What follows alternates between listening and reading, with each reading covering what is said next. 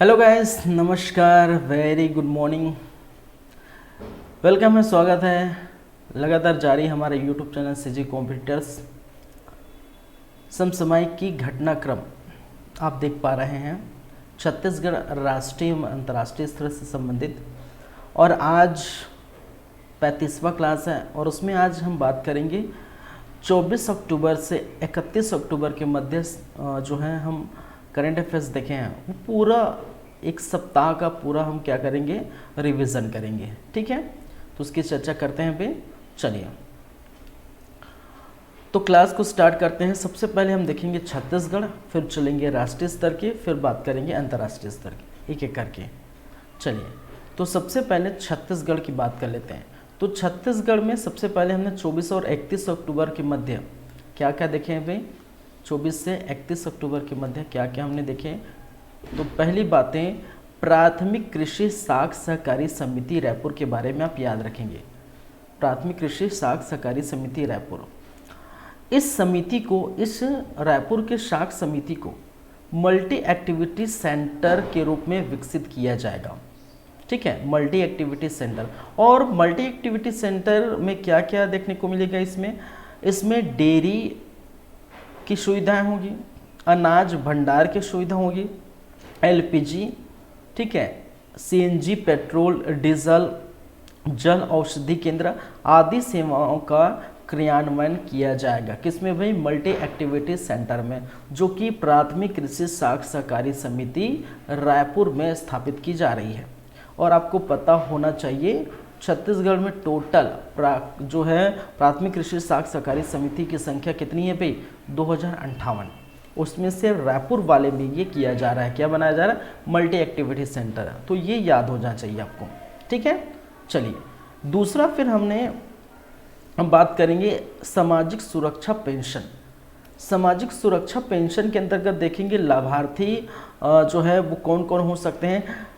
निराश्रित है, लाभार्थी लाभ कौन प्राप्त करेगा? निराश्रित, बुजुर्ग, दिव्यांग, विधवा एवं परित्याग। ठीक है, कहने का निराश्रित कहने का मतलब है जिनका कोई आश्रय नहीं है, बुजुर्ग जो हो चुके हैं, दिव्यांग है, हैंडीकैप्ड है, विधवा है एवं परित्याग। ठीक है, मतलब घर से उनको निकाल दिया गया है किसी कारणवश।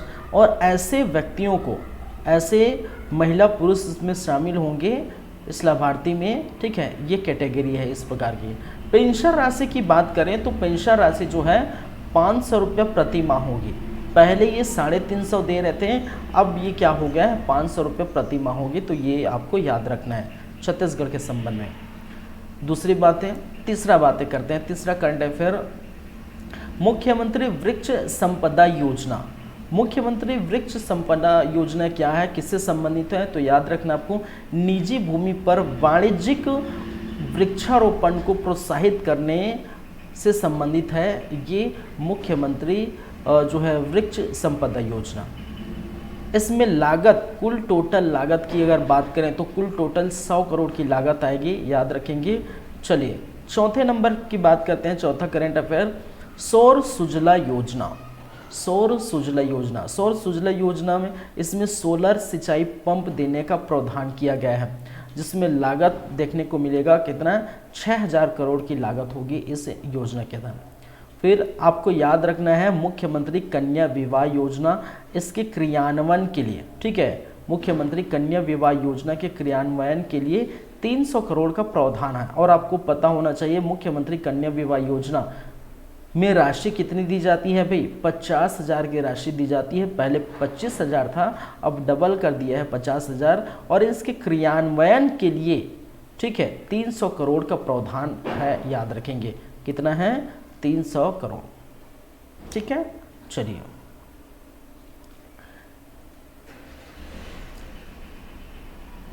याद रखेंगे। ये आई थिंक 300 नहीं है भाई, ये आई थिंक है 38 करोड़ है। ठीक है, याद रखेंगे, ये मैं धोखे से बोल दिया, ये 38 करोड़ है। कितना है? 38 करोड़ है, याद रखेंगे। चलिए ठीक है, 38 करोड़, 300 नहीं, 38 करोड़। 4 हो गए, 5 हो गए। अब देखते हैं छठा, प्रति व्यक्ति आय। प्रति व्यक्ति आय की यदि हम बात करें तो प्रति व्यक्ति आय 2021-22 में ठीक है, 1,20,704 प्रति व्यक्ति आया था। और 2022-23 की अगर हम बात करें तो 1,33,898 अनुमानित है। और विगत वर्षों से अगर हम तुलना करें, मतलब 2021-22 से तुलना करें तो 10.93% की, ठीक है, 93% की वृद्धि देखने को मिली है। याद रखें, प्रति व्यक्ति आय में। चलिए 7वें नंबर की बात करें तो छत्तीसगढ़ में धान खरीदी, 1 नवंबर 2023 से स्टार्ट होगा, ये मैंने बताया था। ठीक है, तो पिछले वर्ष 2022 की बात करें तो 15 क्विंटल प्रति एकड़ की खरीदी की जाती है। इस वर्ष 2023 में 20 क्विंटल प्रति एकड़ की खरीदी की जाएगी। याद रख लेंगे भाई। 7वीं की बात करें तो 8वें नंबर में मुख्यमंत्री गौवंश मोबाइल चिकित्सा योजना, ये क्या है, किसके लिए इसका शुभारंभ महासमुंद में किया गया। उद्देश्य क्या है, छत्तीसगढ़ की सभी गौवंशों को समय पर बेहतर चिकित्सा सुविधाएं प्राप्त प्रदान करने का ये योजना है, मुख्यमंत्री गौवंश मोबाइल चिकित्सा योजना। इसमें टोल फ्री नंबर भी है 1962, इसमें आप फ़ोन करके, ठीक है, पशुओं से संबंधित सुविधा और परामर्श पूछ सकते हैं। ठीक है, टोल फ्री नंबर 1962 याद रखेंगे, किसका, मुख्यमंत्री गौवंश मोबाइल चिकित्सा योजना का, याद रख लेंगे। चलिए 9वें नंबर पर हम बात करें तो 9वें नंबर पर आप देखेंगे दीनानाथ राजपूत जी के बारे में मैंने बात किया था। दीनानाथ राजपूत जो बस्तर से बिलोंग करते, बस्तर के सामाजिक कार्यकर्ता हैं, पुरस्कार से सम्मानित किया गया है इनको, रोहिणी नैयर पुरस्कार। किस पुरस्कार से सम्मानित किया भाई, रोहिणी नैयर पुरस्कार। ग्रामीण विकास के उत्कृष्ट योगदान के लिए महिलाओं से संबंधित ये योगदान दिए थे, महिलाओं के, ठीक है, जीवन संवारने के लिए इन्होंने यहाँ पर बस्तर के क्षेत्र में योगदान दिए थे। बस्तर के सामाजिक कार्यकर्ता हैं। ठीक है, और ये किस लिए दिया जाता है, अर्थशास्त्री डॉक्टर रोहिणी नैयर की स्मृति पर दिया जाता है। इसमें एक ट्रॉफी होती है, प्रशस्ति पत्र और 10 लाख रुपये का नगद पुरस्कार देते हैं। याद रखेंगे किसको मिला है, रोहिणी नैयर पुरस्कार भाई, दीनानाथ राजपूत जी जो बस्तर के सामाजिक कार्यकर्ता हैं। फिर छत्तीसगढ़ में पटाखे फोड़ने का समय निर्धारित किया गया। अभी दिवाली जो है आ रहा है, फिर क्रिसमस आ रहा है, फिर उसके बाद न्यू ईयर आएगा, तो उसके लिए डिसाइड किया गया कि जो है 2 घंटे पटाखे फोड़ सकते हैं। दिवाली पर रात्रि 8 बजे से लेकर रात्रि 10 बजे तक पटाखे फोड़ सकते हैं। और क्रिसमस और नए साल के लिए, ठीक है, 11:55 से 12:30 तक आप क्या कर सकते हैं, पटाखे फोड़ सकते हैं। तो ये आप क्या करेंगे, याद रखेंगे। ठीक है, क्लियर है ये सब बातें। चलिए फिर अब 10वें के बाद हम बात करते हैं 11वें नंबर पर, डॉक्टर खूबचंद बघेल स्वास्थ्य सहायता योजना, आयुष्मान कार्ड पंजीयन। देखिए इस योजना के तहत आयुष्मान कार्ड पंजीयन में कांकेर को कौन सा स्थान मिला है, प्रथम स्थान मिला है। याद रखेंगे। ठीक है, देखिए पंजीकृत किया जाना चाहिए था, लक्ष्य क्या था, 7,36,886 का लक्ष्य था, जिसमें से प्राप्ति कितनी हुई भाई, प्राप्ति हुई है आपका 6,32,540 पंजीकृत हो चुका है। तो अगर तुलना की जाए प्राप्ति और लक्ष्य के मध्य, तो प्राप्ति जो हुआ है और लक्ष्य के मध्य तुलना की जाए तो याद रखेंगे 80.09% लक्ष्य हम क्या कर चुके हैं, प्राप्त कर चुके हैं, किसमें, कांकेर में, जो कि छत्तीसगढ़ में सर्वाधिक है। चलिए फिर 12वें नंबर की बात करें तो छत्तीसगढ़ में सकल घरेलू उत्पाद में वृद्धि का अनुमान लगा है। 2021-22 की तुलना में 22-23 में 8% की वृद्धि का अनुमान लगाया गया है सकल घरेलू उत्पाद में। चलिए भाई, क्लियर है बातें। ठीक है, तो ये है छत्तीसगढ़ से संबंधित जो है 24 अक्टूबर से 31 अक्टूबर के मध्य जो भी हमने देखे वो ये हो जाता है ख़त्म आपका। अब बात करेंगे राष्ट्रीय स्तर पर, 24 अक्टूबर से 31 अक्टूबर के मध्य राष्ट्रीय स्तर पर क्या क्या देखें वो हम बात करेंगे। सबसे फर्स्ट है प्रोफेसर सारंगदेव के बारे में आपको याद रखना है। प्रोफेसर सारंगदेव के बारे में, प्रोफेसर सारंगदेव वर्तमान में ISB Indian school of business में संकाय एवं अनुसंधान में उपडीन है एवं max university of health care management में कार्यकारी निदेशक है। याद रखेंगे प्रोफेसर सारंगदेव को अब WHO ने क्या बनाया है, टीबी के सलाहकार समूह में नियुक्त किया गया है। ठीक है, टीबी के सलाहकार समूह है, ठीक है, उसमें सारंगदेव को भी नियुक्त किया गया है। ठीक है। फिलहाल सारंगदेव के बारे में या ISB या जिसको इंडियन स्कूल ऑफ बिजनेस संकाय के अनुसंधान के उपडीन भी है, ठीक है। साथ ही साथ max university of health care management के कार्यकारी निदेशक भी है, याद रखेंगे। और इनको WHO ने TB, ठीक है, ट्यूबरकुलोसिस, TB एक बीमारी होती है, ट्यूबरकुलोसिस, ठीक है, तो इसके सलाहकार समूह में इनको नियुक्त किया गया, किसके द्वारा? WHO द्वारा, ठीक है, याद रख लेंगे, WHO द्वारा। क्लियर है? फिर याद रखेंगे दूसरे 26वीं लोक रंग महोत्सव, 11 दिन तक चलने वाली ये 26वीं लोक रंग महोत्सव कहाँ मनाया गया? राजस्थान में, याद रखेंगे। लोकल भाषाओं का महोत्सव है, इसको हम बोलते हैं लोकल भाषाओं का महोत्सव। 26वीं लोक रंग महोत्सव कहाँ पर? राजस्थान। चलिए, याद हो जाएगा। चलिए, फिर हम बात करते हैं मातृत्व बीमा योजना। मातृत्व बीमा योजना किसके लाया गया? जोमेटो। देखिए, जोमेटो में जो महिला डिलीवरी है, ठीक है, महिला डिलीवरी है, तो महिला डिलीवरी के लिए लाया गया। तो जोमेटो क्या करेगा भाई? महिलाओं के लिए, ठीक है, जो गर्भावस्था महिलाएं हैं, ठीक है, जो गर्भवती महिलाएं हैं, तो गर्भावस्था से संबंधित खर्चों के लिए वित्तीय सहायता प्रदान करेगा। उसके लिए जो योजना लाया है वह उसी योजना का नाम है मातृत्व बीमा योजना, याद रखेंगे, ठीक है। जोमेटो, ठीक है, जिससे आप डिलीवरी कराते हैं, पिज्ज़ा है, बर्गर है आदि, ठीक है, आप डिलीवरी कराते हैं, वो उसमें डिलीवरी करने वाली, काम करने वाली महिलाओं के गर्भावस्था से लेकर संबंधित जितने भी खर्च हैं वो जोमेटो उठाएगा, ठीक है। चलिए, याद रखिए। बंगारू आदिगल के बारे में मैंने कहा था कि आपको याद रखना है, क्योंकि हाल ही में इनका निधन हो गया है, ठीक है। ये आध्यात्मिक नेता और पद्मश्री प्राप्त है बंगारू आदिगल, ठीक, हाल में इनका निधन हो गया। मूंगा चट्टान में जीवाश्म की खोज हुई है, और वो कहाँ पर है भाई? ये लद्दाख के मूंगा चट्टान में देखने को मिलेगा, ठीक है, जीवाश्म की खोज हुई है। 5, छठा हम बात करते हैं वैश्विक शिक्षक पुरस्कार। वैश्विक शिक्षक पुरस्कार प्राप्त करने वाले व्यक्ति कौन है? वो है दीप नारायण नायक। दीप नारायण नायक ये पश्चिम बंगाल के शिक्षक हैं। देखिए, प्रतिवर्ष वैश्विक शिक्षक पुरस्कार दिया जाता है यूनेस्को एवं दुबई केयर्स के सहयोग से यूके स्थित वर्की फाउंडेशन द्वारा ये दिया जाता है। इस वर्ष 2023 को किसको मिला भाई? दीप नारायण नायक जी, ठीक है, याद रखेंगे। वैश्विक शिक्षक पुरस्कार 2023 जो कि पश्चिम बंगाल के शिक्षक हैं, याद रख लेंगे। WHO या जिसे हम कहते हैं वर्ल्ड एनिमल हेल्थ ऑर्गेनाइजेशन, या जिसे हिंदी में कह देते हैं वैश्विक पशु स्वास्थ्य निकाय। चलिए, इन्होंने क्या कहा है? इन्होंने ये अनुमति दी है, ठीक है, WHO ने ये अनुमति दी है कि अब भारत बर्ड फ्लू से संबंधित, ठीक है, बर्ड फ्लू से संबंधित जो है चीज़ें की घोषणा कर सकते हैं। कहने का मतलब भारत जो है बर्ड फ्लू से संबंधित घोषणा कर सकते हैं। याद रखिए, ये किसने कहा है? WHO ने, ठीक है। अब भारत को अनुमति दी गई है कि भारत अब बर्ड फ्लू से संबंधित घोषणा कर सकता है। चलिए, 8वां नंबर हम देखते हैं जय भीम मुख्यमंत्री प्रतिभा विकास योजना। तो जय भीम मुख्यमंत्री प्रतिभा विकास योजना जो है ये कहाँ स्टार्ट किया भाई? ये दिल्ली सरकार द्वारा स्टार्ट किया गया है। इसका उद्देश्य क्या है कि विभिन्न प्रतियोगी परीक्षाएं, जो कंपटीशन एग्जाम होते हैं, एवं विभिन्न प्रवेश परीक्षाएं, ठीक है, जो कंपटीशन एग्जाम होते हैं, जो एंट्रेंस एग्जाम होते हैं, उनके लिए ये शुरू किया गया है। और इसमें क्या बातें हैं? मुफ्त में, फ्री ऑफ कॉस्ट में कोचिंग दी जाएगी।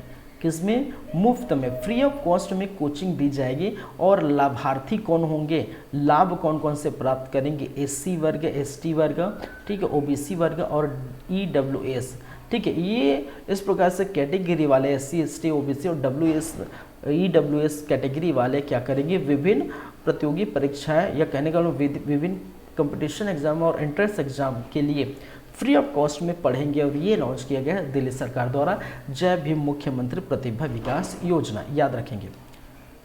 ऑपरेशन चक्र 2 क्या है भाई? ऑपरेशन चक्र 2 CBI, ठीक है, CBI द्वारा ये लॉन्च किया जाए, ठीक है। क्राइम, ठीक है, क्राइम ब्रांच जो है इन्वेस्टिगेशन जो है द्वारा क्या किया गया है? ये लॉन्च किया गया। उद्देश्य क्या है? साइबर अपराधियों के खिलाफ कानूनी कार्यवाही करने के लिए लॉन्च किया गया है, ठीक है। ऑपरेशन चक्र 2 याद रखिए, CBI द्वारा, सेंट्रल ब्यूरो ऑफ इन्वेस्टिगेशन द्वारा क्या किया गया है? ये लॉन्च किया गया है। और साइबर अपराधियों के खिलाफ जो कानूनी कार्यवाही करने के लिए ये किया गया है ऑपरेशन चक्र 2, याद रखेंगे। हॉर्नबिल महोत्सव 2023, हॉर्नबिल महोत्सव 2023 के बारे में याद रखेंगे। ये तिथि याद रखेंगे कब मनाया गया, 1 दिसंबर से 10 दिसंबर के मध्य क्या किया जाएगा, मनाया जाएगा हॉर्नबिल महोत्सव। आयोजित कहाँ होगा भाई, नागालैंड में होगा। ठीक है, इसमें नागालैंड की संस्कृति की झलक, नागा पकवान, लोक नृत्य, कहानियाँ आदि होगी। ठीक है, हॉर्नबिल के बारे में मैंने कहा था, हॉर्नबिल एक पक्षी का नाम है जो यहाँ के जो आदिवासी है, ठीक है, वहाँ के महत्वपूर्ण पक्षी है और उसका यूज गाने वगैरह में, ठीक है, लोक संगीत वगैरह में इसका यूज किया जाता है, लोक कला में यूज़ किया जाता है पक्षी। ठीक है, हॉर्नबिल, और इसी के नाम पर रखा है हॉर्नबिल महोत्सव, याद रखेंगे। चलिए, कोझिकोड केरल, कोझिकोड केरल के बारे में आपको याद रखना है, भारत के पहले पूर्ण महिला पुलिस स्टेशन यहीं पर बनी थी और इसी भारत के पहले जो है पूर्ण महिला पुलिस स्टेशन के 50 वर्ष पूरे होने के जश्न, ठीक है, 50 वर्ष पूरे होने का जश्न मना रहा है कौन, कोझिकोड केरल। ठीक है, शुरुआत की बात करें तो 23 अक्टूबर जो है 1973 को हुई थी प्रधानमंत्री इंदिरा गांधी के समय, और इसी दिन, ठीक है, 23 अक्टूबर 1973 को क्या किया गया, ये स्थापना हुई थी और 23 अक्टूबर को ही जश्न मना रहे हैं 50 साल पूरे होने का। तो आपसे ये भी क्वेश्चन पूछा जा सकता है कि निम्नलिखित में से किस राज्य ने, ठीक है, किस राज्य ने भारत के पहले पूर्ण महिला पुलिस स्टेशन पूर्ण होने का मतलब 50 वर्ष पूर्ण होने का जश्न मना रहा है, तो वो कौन होगा, केरल राज्य, याद रख लेंगे वे। चलिए, 10-11 के बाद हम चलते हैं 12, ऋचा चड्ढा के बारे में आपको याद रखना है। मैंने कहा ऋचा चड्ढा जी, ठीक है, अभिनेत्री है, बॉलीवुड अभिनेत्री है, इसको फ्रांस के महावाणिज्यिक दूत द्वारा पुरस्कार दिया जाएगा, याद रखें। पुरस्कार और सम्मान का नाम क्या है, ठीक है, मैंने बताया था सेविलियर डांस ला आर्ड्रेल ड्रेस आर्ट एट ले ड्रेस, ठीक है, उटपुटांग टाइप का नाम है भाई, जो भी है, लेकिन याद रखेंगे इस सम्मान, इस पुरस्कार से नवाजा गया है। ठीक है, मसान फिल्म बनाई है, ठीक है, और उन्हीं के जो है उन्हीं के लिए दिया जा रहा सम्मान। और मैंने बताया भी था जब पढ़ाया था तो ये फुकरे फिल्म आपने देखे हैं, उसमें भी आपको नजर आएंगे। ठीक है, फुकरे 3 लगे आज जो फुकरे 3, ठीक है, तीसरा पार्ट है फुकरे का, तो उसमें भी आपको ये देखने को मिलेगा, नजर आएंगे। चलिए, पीएम स्वनिधि योजना, पीएम स्वनिधि योजना के बारे में अगर हम बात करें तो ये शुरुआत हुई थी 1 जून 2020 को। इसका उद्देश्य है स्ट्रीट वेंडर्स को वित्तीय सहायता प्रदान करना। स्ट्रीट वेंडर्स जैसे कि मैंने बताया था, ठीक है, कि रोड में ठेला लगाना, जैसे गुपचुप ठेला हो गया, सब्जी भाजी फल फ्रूट का ठेला हो गया है, ये लगाने वाले जो स्ट्रीट वेंडर्स हैं उसको वित्तीय सहायता प्रदान करने के लिए 1 जून 2020 को पीएम स्वनिधि सहायता योजना लाया गया था।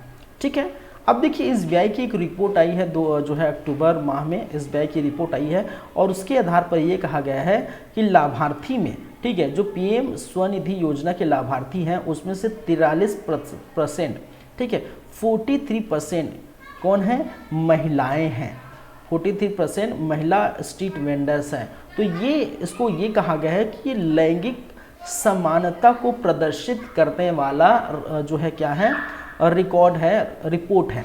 ठीक है, लैंगिक समानता को प्रदर्शित करने वाला रिपोर्ट है, क्योंकि 43%, 100 में 43% जो है महिला स्ट्रीट वेंडर है इसके लाभ प्राप्त करने वाले, याद रख लेंगे भाई। चलिए फिर 14वें में चलते हैं, 37वें राष्ट्रीय खेल। देखिए 37वें राष्ट्रीय खेल का आयोजन 26 अक्टूबर से 9 नवंबर के बीच चलेगी। ठीक है, 26 अक्टूबर से 9 नवंबर के मध्य क्या होगा, राष्ट्रीय खेल चलेगा। कौन सा नंबर का, 37वें नंबर। ये आयोजित कहाँ होगा भाई, ये गोवा में आयोजित होगा। और याद रखें पहली बार ये राष्ट्रीय खेल गोवा में आयोजित हो रहा है, जिसका उद्घाटन नरेंद्र मोदी, ठीक है, देश के प्रधानमंत्री नरेंद्र मोदी द्वारा इसका उद्घाटन किया गया है। एथलीट 10,000 एथलीट होंगे लगभग और 43 टाइप के खेल खेला जाएगा, ये थोड़ा ध्यान रखने वाली बात है। ठीक है, जब 37वें राष्ट्रीय खेल पूरी तरह से कंप्लीट हो जाएगा 9 तारीख के बाद हम पूरा राष्ट्रीय खेल एक क्लास में हम देखेंगे। ठीक है, चलिए स्वरूप नायक, स्वरूप नायक के बारे में आपको याद रखना है, ठीक है। स्वरूप नायक कहाँ के निवासी है भाई, ये कटक उड़ीसा के निवासी है। हाल ही में स्वरूप नायक जी का 76 वर्ष की उम्र में निधन हो गया है। ये उड़ीसा के संगीत निर्देशक एवं गीतकार के रूप में जाने जाते हैं, ठीक है। 76 वर्ष की उम्र में हाल ही में इसका निधन हो गया है। स्वरूप नायक जी याद रख लेंगे, ठीक है। खेलो इंडिया स्टेट एक्सीलेंस सेंटर, ये खेलो इंडिया स्टेट एक्सीलेंस सेंटर कहाँ खोला जा रहा है, ये लद्दाख में खोला जा रहा है। भारत सरकार द्वारा मंजूरी प्राप्त हो गई है। खेल मंत्रालय, ठीक है, खेल मंत्रालय द्वारा मंजूरी दे दी गई है। उसके खेल मंत्री का नाम है अनुराग ठाकुर जी, याद रखें। हॉलमार्किंग केंद्र केरल के सभी 14 जिलों में हॉलमार्किंग केंद्र स्थापित हो चुके हैं। हॉलमार्किंग केंद्र स्थापित करने वाला देश का पहला राज्य बना कौन है भाई, केरल। याद रखिए, देश का प्रथम राज्य बन गया है कौन सा, केरल।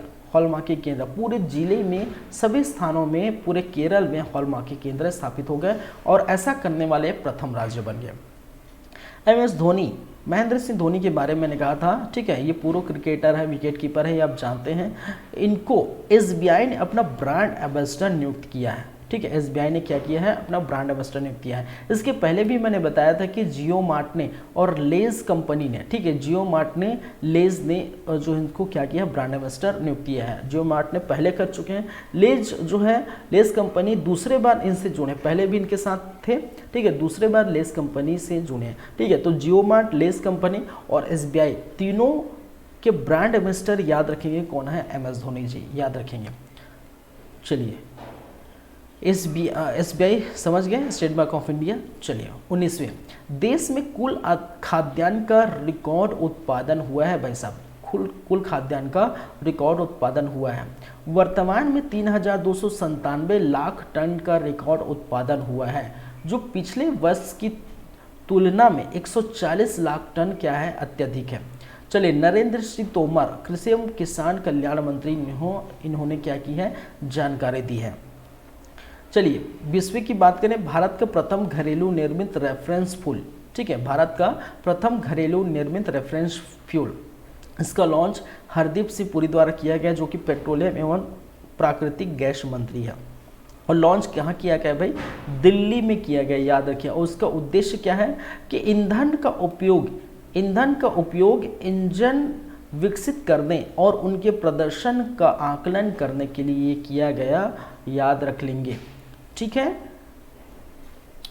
21 शरद बरकोटोकी जी, शरद बरकोटोकी।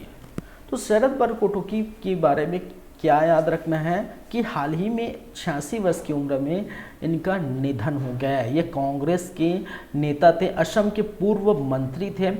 1991 से 1916 तक लगातार 5 बार सोनारी के विधायक रहे, ये आपको याद रखना है, ठीक है। सोनारी के विधायक रहे, कहाँ पर ये पड़ता है, असम में, ठीक है। तो लगातार 5 बार सोनारी के विधायक रहे कौन, शरद बरकोटोकी, जिसका 86 वर्ष की उम्र में निधन हो गया। 22वें नंबर पर बात करें तो मेरा होनचोंगबा, ठीक है, होनचोंगबा उत्सव, मेरा होनचोंगबा का अर्थ मैंने बताया था मिलन जुलन या सम्मेलन, ठीक है। मणिपुर में मनाया जाएगा कब से कब तक, ठीक है, कब तक मनाया जाएगा, 28 अक्टूबर 2023 को स्टार्ट होगा और इसी दिन खत्म हो जाए, एक ही दिन का है, ठीक है। 28 अक्टूबर 2023 को मनाया जाएगा। जानकारी यहाँ के CM N बीरेन सिंह द्वारा क्या किया गया है, जानकारी दी गई है, याद रखें। मेरा होनचोंगबा उत्सव मणिपुर 28 अक्टूबर 2023, याद रखेंगे। Wild life photographer of the year, ठीक है, wild life photographer of the year का पुरस्कार किसने जीता है भाई, ठीक है। पुरस्कार जीतने वाले प्राप्तकर्ता, ठीक है, कौन है, विहान तल्या विकास जी, जो कि बेंगलुरु से बिलोंग करते हैं और ये 10 वर्ष के हैं, ठीक है। ये कैटेगरी ही यही है कि श्रेणी में, अगर हम श्रेणी की बात करें, ठीक है, हम श्रेणी की बात करें तो किस श्रेणी में दिया गया है, 10 या उससे कम उम्र की श्रेणी के लिए दिया गया है। ठीक है, यही श्रेणी है 10 या उससे कम उम्र। तो 10 वर्ष के है ये विहान तन्य विकास जी, जो बेंगलुरु से बिलोंग करते हैं। इनको मिला है wild life photographer of the year. इन्होंने एक फ़ोटो खींची थी, ठीक है, और इस फोटो में एक मकड़ी की तस्वीर है। किसकी तस्वीर है भाई? एक मकड़ी की तस्वीर खींची थी, फोटो खींची थी, और जो भगवान कृष्ण के मूर्ति के बगल में स्थित है ये मकड़ी, इसकी तस्वीर खींची थी, और इसी कारण इनको wild life photographer of the year 2023 का पुरस्कार दिया गया। ठीक है, 2023 का पुरस्कार दिया गया है, आप याद रख लेंगे। ठीक है, दीपेश नंदा जी, दीपेश नंदा जी के बारे में आपको क्या याद रखना है भाई? दीपेश नंदा जी के बारे में Tata power renewable energy, Tata power renewable energy के सीईओ और एमडी नियुक्त किए गए हैं। ठीक है, इनके सीईओ और एमडी, ठीक है, चीफ एग्जीक्यूटिव ऑफिसर एवं मैनेजिंग डायरेक्टर, ठीक है, एमडी बनाए गए हैं। किसको? दीपेश नंदा जी, याद रखेंगे दीपेश नंदा जी के बारे में। 24 के बाद हम चलते हैं 25-26 देखते हैं। ब्रिटिश एकेडमी पुस्तक पुरस्कार, ब्रिटिश अकादमी पुस्तक पुरस्कार प्राप्त करने वाले कौन है? नंदिता दास। नंदिता दास के बारे में याद रखेंगे, ये भारतीय मूल की लेखिका है, अकादमी ऑफ ऑक्सफोर्ड विश्वविद्यालय में अंग्रेजी के प्रोफेसर है। ठीक है, इनको दिया गया है ब्रिटिश अकादमी पुस्तक पुरस्कार। इनकी एक पुस्तक है जिनका नाम है coding India, England, Mughal India and the origin of empire, याद रखेंगे, और इसके लिए इनको ब्रिटिश अकादमी पुस्तक पुरस्कार दिया गया है। नंदिता दास भारतीय मूल के लेखिका, अकादमी ऑफ ऑक्सफोर्ड विश्वविद्यालय के अंग्रेजी के टीचर, याद रख लेंगे। फिर वानखेड़े स्टेडियम मुंबई के बारे में मैंने बताया था, क्यों याद रखना है वानखेड़े स्टेडियम मुंबई? क्यों? क्योंकि क्रिकेटर सचिन तेंदुलकर साहब जी की यहाँ पर प्रतिमा का अनावरण किया गया है। कहाँ पर? वानखेड़े स्टेडियम मुंबई। ठीक है, याद रख लेंगे। चलिए, तो अक्टूबर माह के हैं, अभी अक्टूबर माह में जो है एक और न्यूज़ आप देखिए वनडे इतिहास में जो है सचिन तेंदुलकर साहब ने 49 शतक मारे हैं, 49 शतक ठोके हैं। ठीक है, और विराट कोहली उनके समकक्ष खड़े, कहने का मतलब उनका भी 49 शतक हो चुके हैं। ठीक है, अभी फिलहाल आप जो है पिछला मैच हुआ था, उस पिछले मैच में किसके साथ जो है दक्षिण अफ्रीका के साथ जो है पिछला मैच हुआ था, उस मैच में, ठीक है, 8वां मैच है वर्ल्ड कप का, इंडिया का जो है 8वां मैच है, और 8 के 8 मैच वो जीत चुके हैं।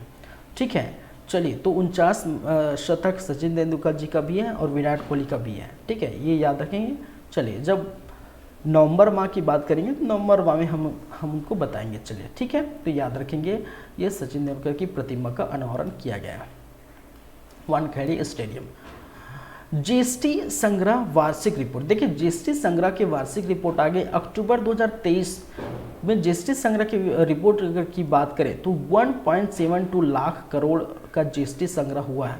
अक्टूबर 2022 में 1.52 लाख करोड़ का हुआ था। अगर 2022 से तुलना की जाए अभी 2023 में, ठीक है, 2022 से अगर तुलना की जाए तो 13% की अधिक क्या हुई है? संग्रह हुई है। जीएसटी संग्रह 13% अधिक हुई है, जो अब तक की दूसरी सर्वाधिक जीएसटी संग्रह है। ठीक है, चलिए याद रख लेंगे ये बातें, याद रख लेंगे। भारत में सड़क दुर्घटनाएं का एक वार्षिक रिपोर्ट आया था। ठीक है, तो 2022 में प्रति घंटे 53 घटनाएं, मतलब 53 दुर्घटनाएं और 19 की मृत्यु होती है।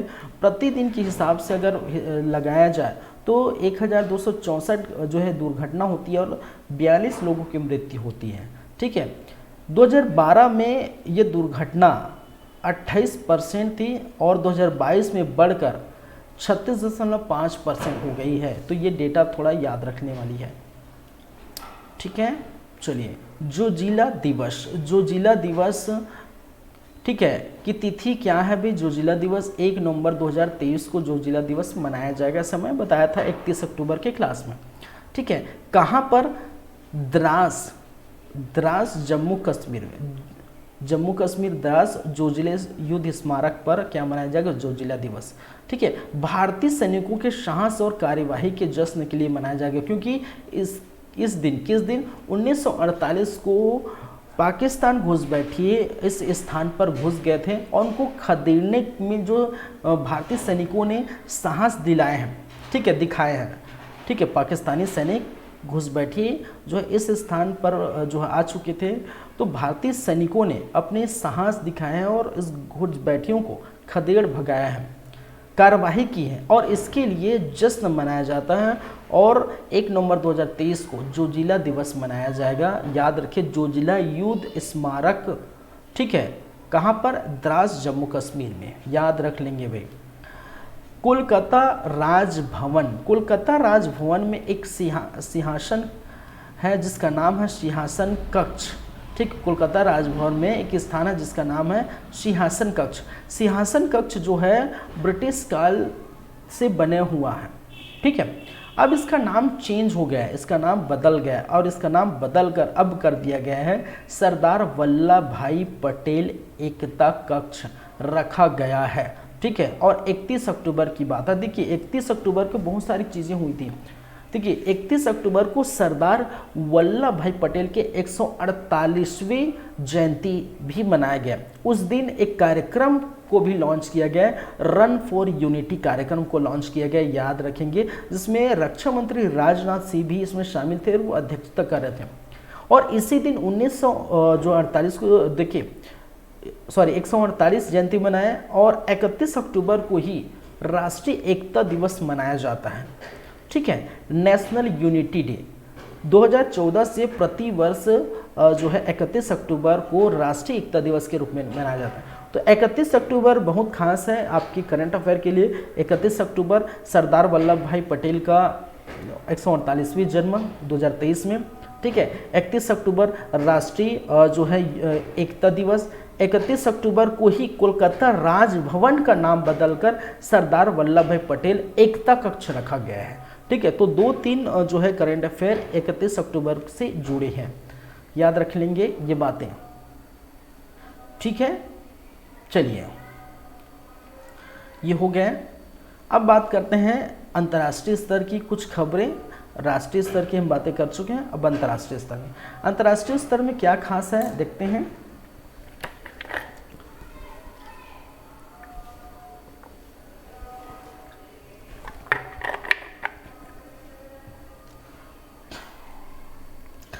चौबीस से 31 अक्टूबर के मध्य हम क्लास जो हुई है उसको देख रहे हैं, साप्ताहिक करंट अफेयर जिसको हम बोल सकते हैं।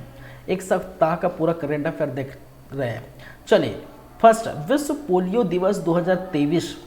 विश्व पोलियो दिवस 2023 ये तिथि है 24 अक्टूबर को, 24 अक्टूबर को मनाया जाता है, ठीक है। पोलियो वैक्सीनेशन के महत्व के बारे में लोगों को जागरूक करने के लिए ये विश्व पोलियो दिवस मनाया जाता है, ठीक है। 0 से 5 वर्ष, देखिए पोलियो ड्रॉप पिलाई जाती है किसको, वैक्सीन लगाया जाता है किसको, 0 से 5 वर्ष के मध्य के बच्चों को, ठीक है। और आपको ये भी याद रख लेना है भारत 2014 से पोलियो मुक्त देश बन चुका है, ये याद रख लेना है, याद रखेंगे, ठीक है।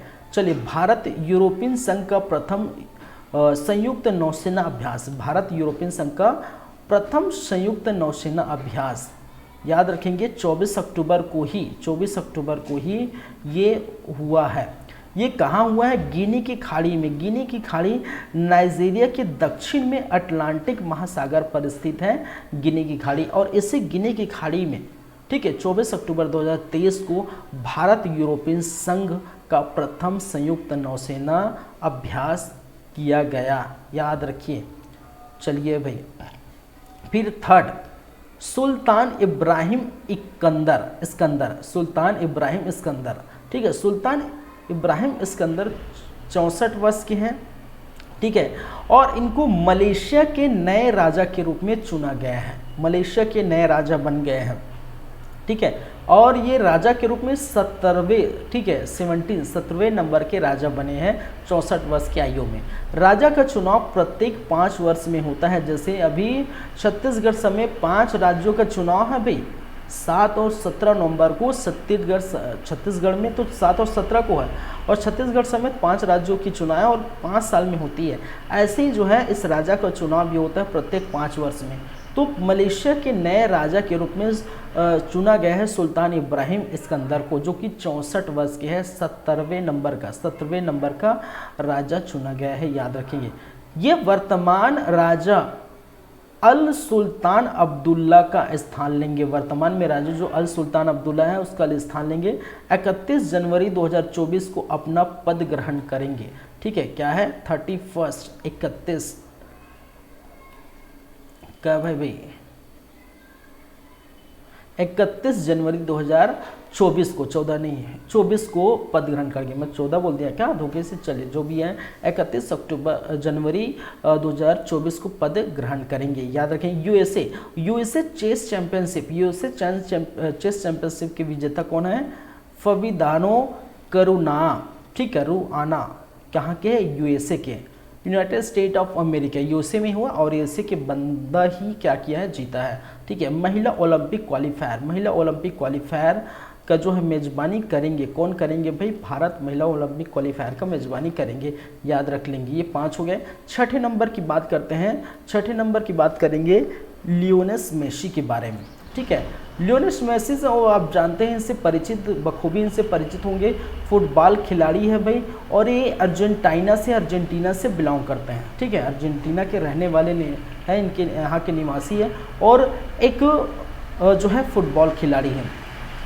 इनको 8वीं बार ये इनको जीता है क्या? बैलन डी और पुरस्कार जीतने। ठीक है, कितने बार जीता है? 8वीं बार जीता है।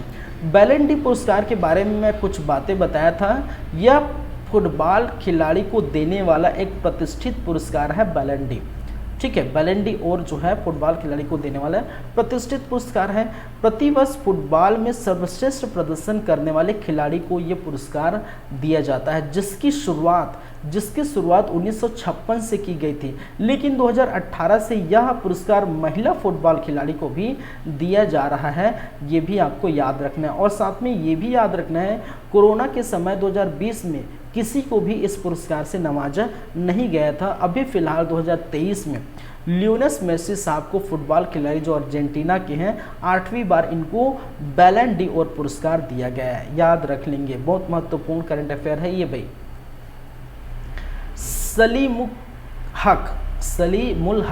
सलीमुल हक के बारे में क्यों याद रखना है? देखिए, ये जलवायु विशेषज्ञ है। ठीक है, दुनिया भर के जो है मौसम की जो है, जलवायु की जो है जानकारी, दुनिया भर के जलवायु की जानकारी देने वाले सलीमुल हक, इनकी हाल ही में 71 वर्ष की उम्र में निधन हो गया। कहाँ हो गया? ढाका, बांग्लादेश में इनका निधन हो गया। जन्म हुआ था 2 अक्टूबर 1952 को कराची, पाकिस्तान में जन्मे इस सलीमुल हक, जो दुनिया भर के जलवायु विशेषज्ञ है, दुनिया भर के जलवायु के बारे में बताते हैं। इनका निधन ढाका, बांग्लादेश में हो गया, याद रखेंगे। फिर मैंने कहा था भारतीय जवानों के सम्मान में स्मारक का निर्माण। देखिए, भारतीय जवानों के सम्मान में स्मारक का निर्माण करने जा रहा है बांग्लादेश। ठीक है, भारत पाक युद्ध 1971 में हुए थे, और इसके शहीद, ठीक है, इसके जो शहीद सैनिकों के सम्मान में ये स्मारक समर्पित है। और आप जानते हैं 1971 में पाकिस्तान और बांग्लादेश के मध्य युद्ध चल रहे थे। उसी बीच में भारतीय सैनिक भी जो है बांग्लादेश की तरफ लड़े। ठीक है, बांग्लादेश की तरफ से लड़े, और पाकिस्तान को जो है इनमें हार का सामना करना पड़ा, और इनमें जो है भारतीय सैनिक भी शहीद हुए। और इन्हीं शहीदों को समर्पित है ये क्या स्मारक, जो कहाँ बन रहा है? बांग्लादेश में बन रहा है। ठीक है, तो याद रखेंगे कहाँ बन रहा है? बांग्लादेश में। भारत सरकार नौसेना के लिए फ्रांस से 26 राफेल जेट विमान खरीदेगा, याद रखें। ये जो है, ठीक है, याद रखिए, भारत सरकार नौसेना के लिए फ्रांस से कितने भाई? 26 राफेल जेट विमान खरीदेगा, ये आपको याद रखना है। भारत का हंगर प्रोजेक्ट, ठीक है, भारत का हंगर प्रोजेक्ट उत्तराखंड का है, और इस प्रोजेक्ट पर, ठीक है, नॉर्वे ने अपनी जो है समर्थन दिया है, हामी भरी है नॉर्वे ने। और नॉर्वे ने कहा है कि सितंबर 2026 तक इस प्रोजेक्ट के लिए 44.7 मिलियन उत्तराखंड सरकार को देंगे। किस प्रोजेक्ट के लिए? भारत का हंगर प्रोजेक्ट।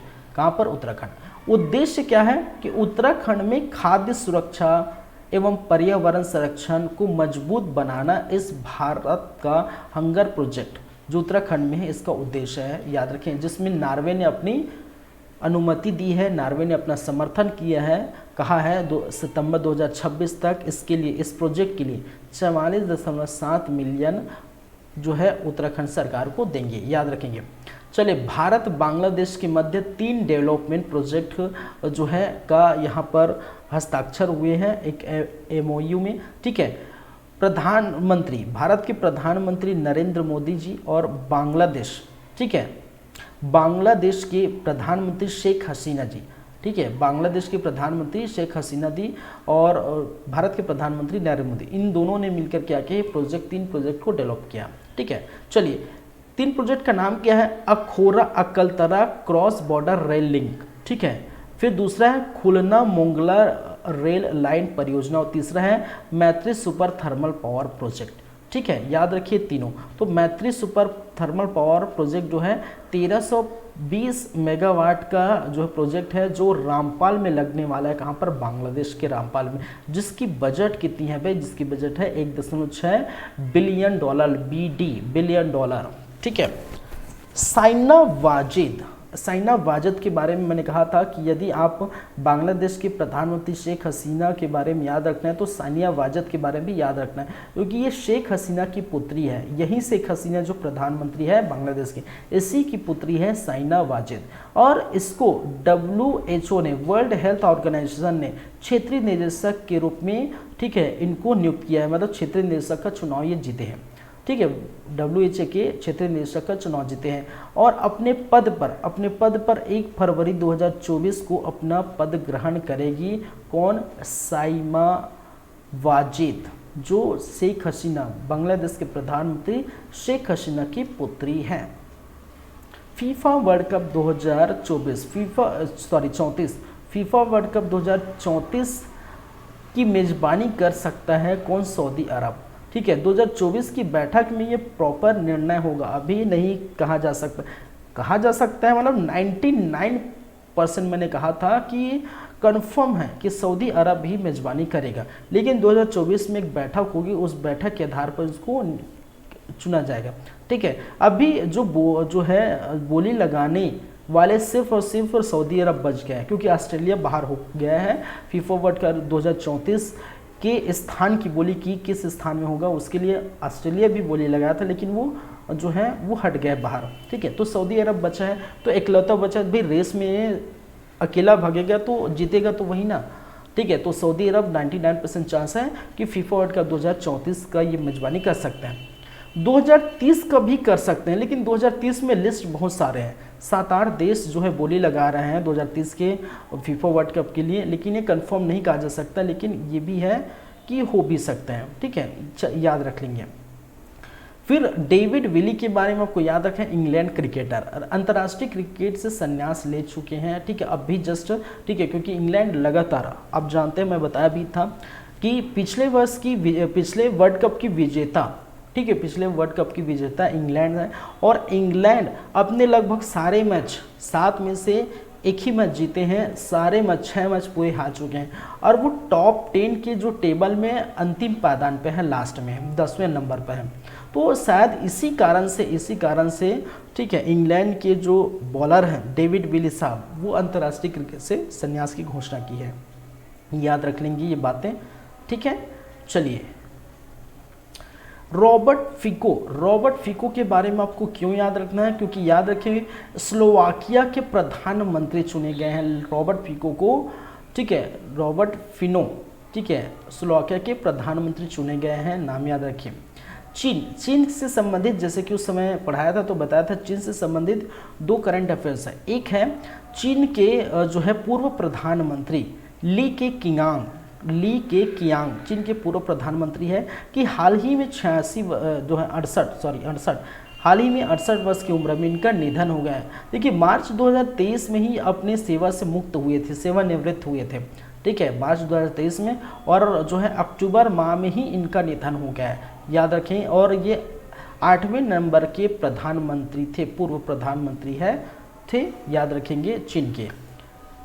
और चीन के बारे में दूसरा करंट अफेयर मैंने बताया था, ट्राइडेंट, विश्व का सबसे बड़ा घोस्ट पार्टिकल डिटेक्टर, ये कौन जो है स्थापित कर रहा है, कौन बना रहा है, कौन बना रहा है भाई, चीन बना रहा है। पश्चिम प्रशांत महासागर, पश्चिम प्रशांत महासागर में एक विशाल दूरबीन का निर्माण करने जा रहा है जिसके ही नाम है ट्राइडेंट, जिसको हम कहते हैं विश्व का सबसे बड़ा घोस्ट पार्टिकल, कहाँ पर, चीन, याद रखेंगे। चलिए, और इसके साथ ही अब ख़त्म हो जाता है आपका आज का करंट अफेयर। आज का कहने का मतलब है हम देख रहे थे कब से, 24 अक्टूबर से 31 अक्टूबर के मध्य करंट अफेयर, तो ये हो जाता है आपका समाप्त। ठीक है, चलिए, और अंतिम तो हो ही गया ये 35, एक क्लास शायद और आएगा, 1 या 2 अक्टूबर माह से संबंधित 1 और 2 क्लास आएगा, और वो आएगा एमसीक्यू के जो है तौर पर, एमसीक्यू से बेस्ड रहेगा, तो वो हम देख सकते हैं 36वें नंबर क्लास। फिर नवंबर वाले पार्ट स्टार्ट हो जाएंगे, 1 नवंबर से आप जो है देखना शुरू करेंगे। चलिए, ठीक है, अक्टूबर माह समाप्त, अब चलेंगे नवंबर में, लेकिन वो हम बात करेंगे कल की क्लास में। क्लियर है यहाँ तक? चलिए, ठीक है, thank you guys, thank you class, मिलते हैं आप लोगों से, फिर मुलाकात होगी, फिर बातें होगी, धन्यवाद।